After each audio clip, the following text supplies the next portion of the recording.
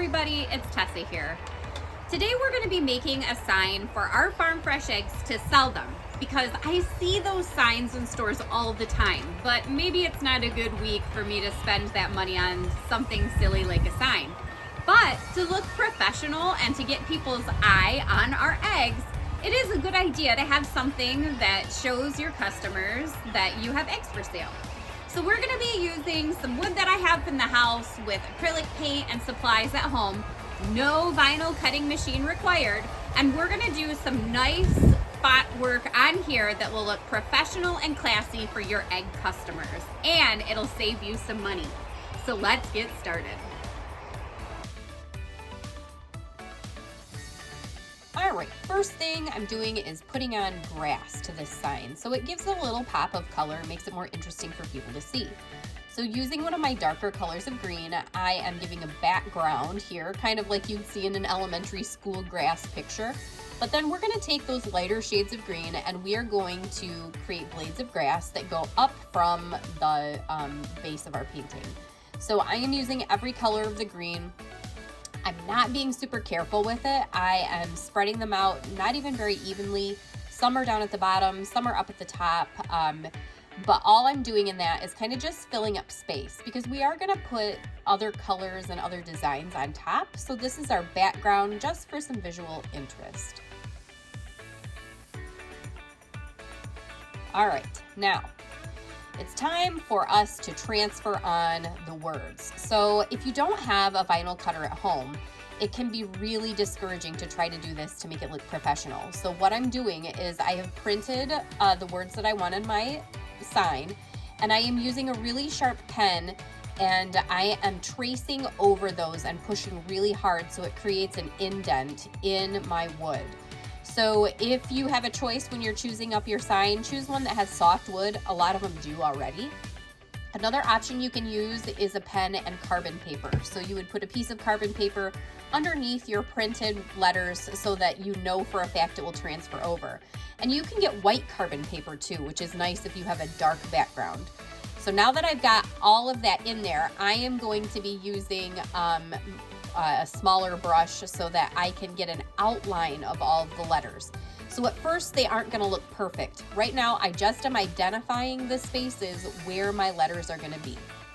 So one by one I'm going to go through and slowly trace around the indentations, and then I'm going to go back over on each of those and make sure that my lines are consistent and that I don't have any gaps in my coloring. Because when you're using one of these light colors like this yellow that I'm using here, sometimes you can see through it. So I go over it just once to give it a nice flat tone.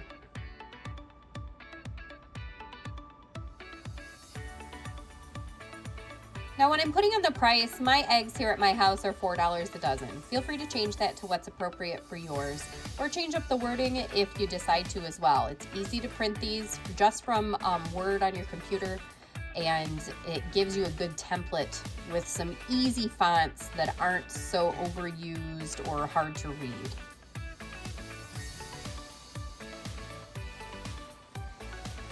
So now I'm going to be adding some eggs at the bottom. So I've got a couple of different colors. I've got some tan, some brown, some blue, a little bit of red, because I want to recreate some of the egg colors that I have here at my coop. So I'm going to be doing one of each color of egg, and I am freehanding these.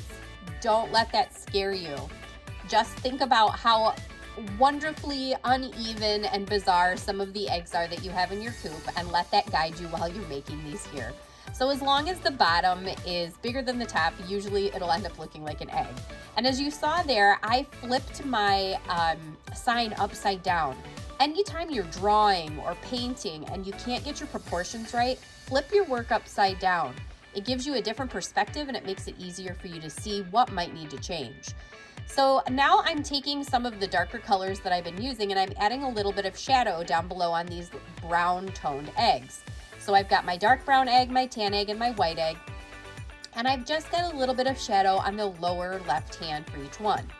Now I am putting a green egg on here. So I chose the color that I haven't used most often in the grass.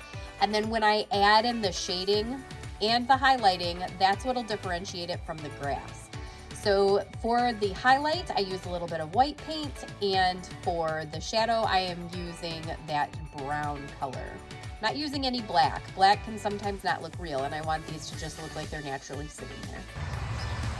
All right, it's all done. Blue is here to help me hang it up and sell those eggs. So I've got my sign attached to my cooler. But I have another surprise for you. Since you made it through this awesome art project, we have a coupon code for your next order.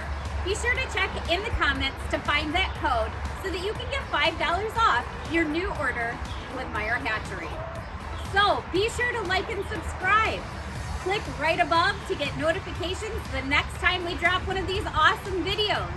Keep selling those eggs and keep your eyes open for new videos in the future about how to sell your eggs the right way. Have a great day, everybody.